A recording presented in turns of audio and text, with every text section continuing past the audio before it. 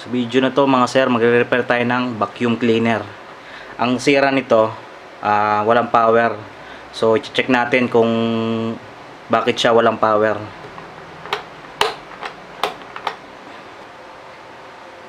So buksan na natin.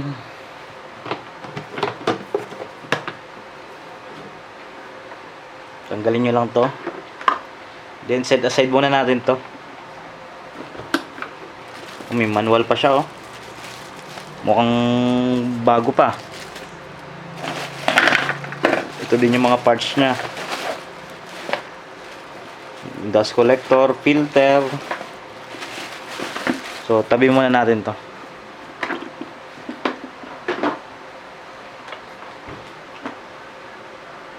So, tatanggalin natin yung tornilyo dito.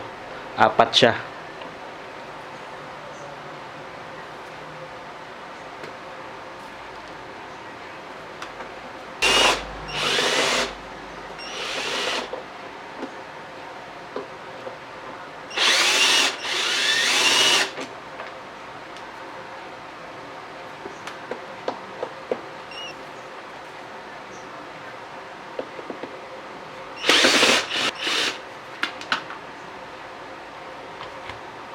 So, tatanggalan natin.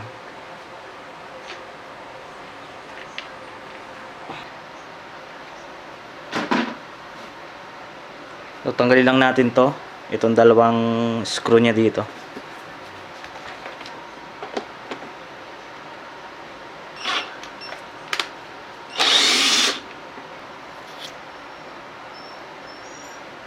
So, tanggalin na natin.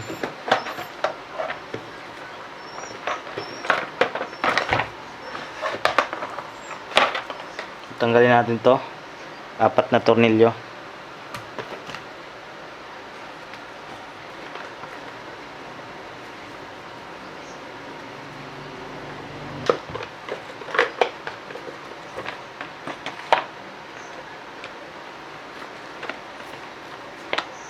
Tanggalin natin to. So na-access na natin mga sir. Ngayon, i-check natin tong motor nya. Itong vacuum motor. Kung bakit wala siyang power.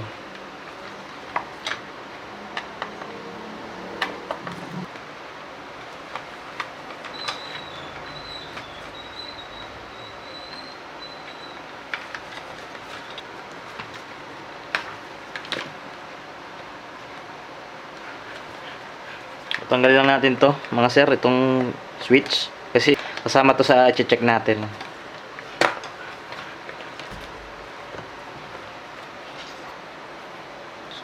So i-trace natin mga sir kung bakit siya walang power. I-trace muna natin tong switch, i-test natin kung functional pa ba siya or hindi na. So set lang natin yung multimeter natin sa continuity test sa buzzer mode, then check natin kung okay itong switch.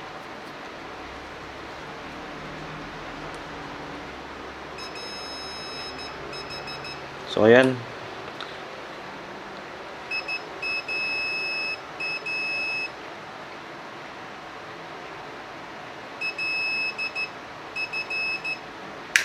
off natin, dapat walang value, walang continuity. On, dapat meron. Sa kabila naman. So ibig sabihin buo to. Wala tayong problema dito. So gilid lang muna natin yan. So pangalawa nating i-test mga sir. Check natin tong ano nya, tong vacuum motor.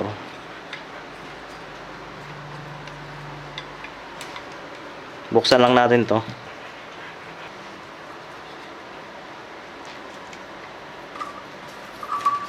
So yan.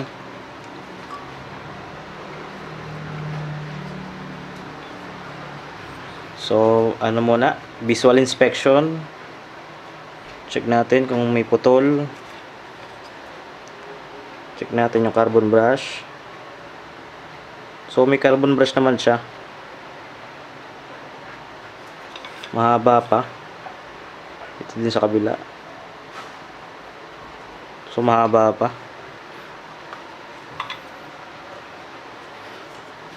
Check natin kung walang putol yung winding niya.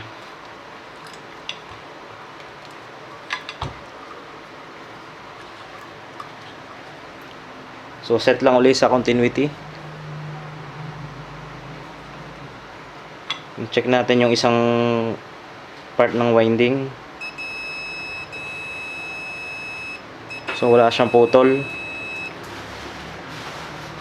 Buo, may resistance. Sa kabila naman. So buo din. So wala tayong problema dito mga sir. Sa vacuum motor, buo siya. Check naman natin mga sir, pinaka final itong plug nya. Tingnan natin kung may problema dito kasi ito na lang din natin na-check eh.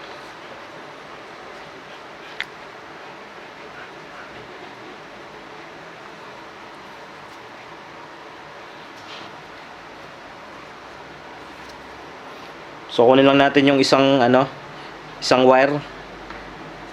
Then yung isang wire dito. Dapat may makukuha tayong continuity dito. Dapat magbabuzzer to. Kasi pag wala, ibig sabihin putol yung linya.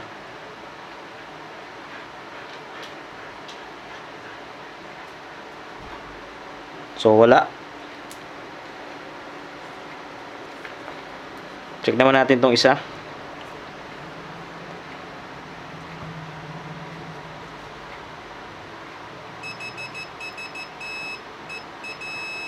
So may value. Check natin ulit. Balik natin dito sa isang wire terminal. Then dito.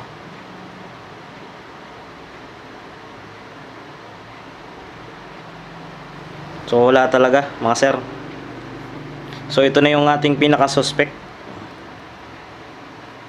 Iti-trace natin kung saan siya naputol. So ang gagawin ko mga sir, dito muna ako magpuputol. Puputulan ko dito.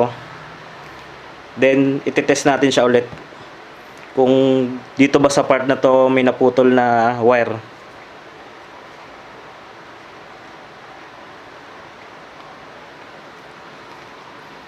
Putulin lang natin.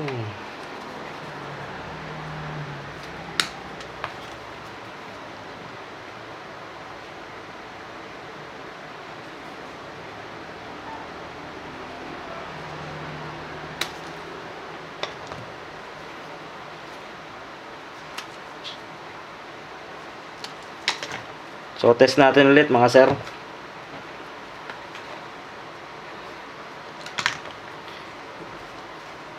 So, color coding lang.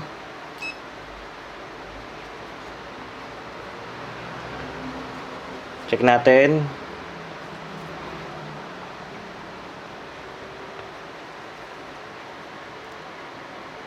So ito yung may problema, itong wire na kulay brown eh.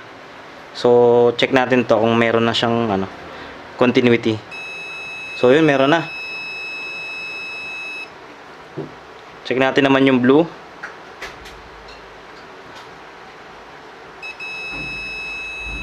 So yun. So mga sir, ito yung sira, plug lang. Wala tayong problema. Papalitan lang natin to. Then tetestingan natin siya.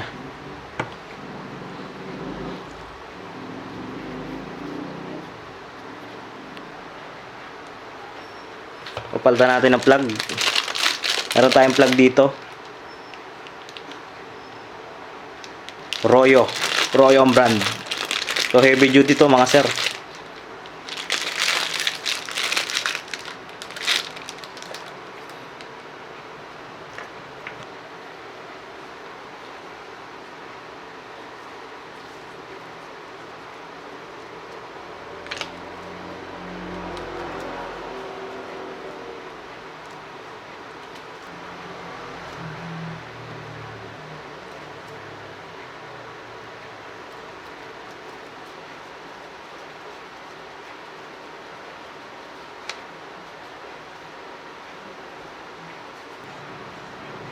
Mga sir, testing natin.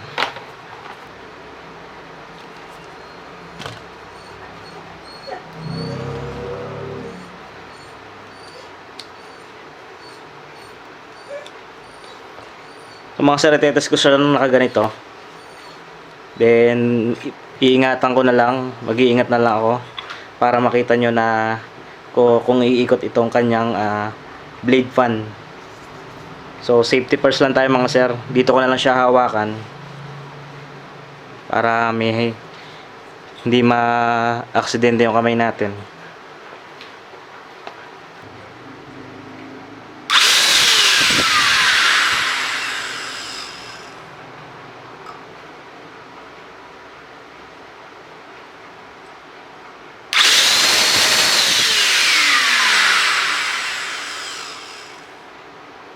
So, okay na mga sir.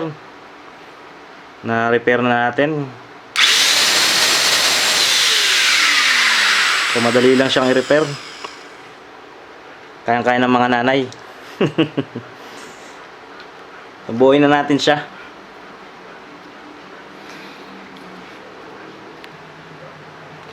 Testing na natin mga sir.